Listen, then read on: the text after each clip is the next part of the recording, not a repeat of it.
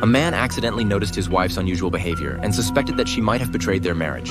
To uncover the truth, he hired a private investigator to secretly follow her. The investigator informed him that the two were frequently seen near a motel. He stated that if he saw them entering the motel again, he would capture relevant footage as evidence. Upon hearing this, the man felt heartbroken. Luca, a pastor, encountered a person seeking help at the church that day. As he prepared to do a simple information registration, the person appeared nervous. Luca explained that the church was also updating its management methods. He then picked up his phone to take a photo, suggesting it would be more convenient if there was a picture. The person showed a strange expression. At this point, Luca noticed a special device on the person's foot. However, he didn't show surprise and instead gently said, "The church is a place that accepts everyone, and each person will be understood and embraced." However, the person's expression became even more solemn. Just then, Luca's wife came in urging him to drive her to a classmate reunion. The woman, who had just finished applying makeup, asked Luca to drop her off at the subway station. She explained that it was a classmate dinner that night and she would return home late. She also reminded him to remember to pick up their child from school. After returning home, Luca went into the church to pray alone. Shortly after, his wife called, and Luca realized he had forgotten to pick up their child.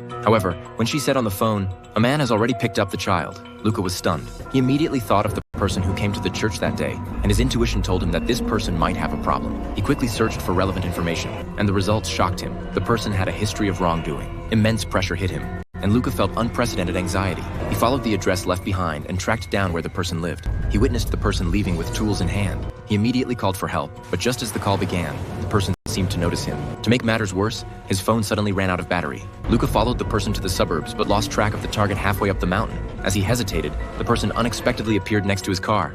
Upon seeing the child's photo on the phone's screensaver, the person seemed to understand something and turned to leave.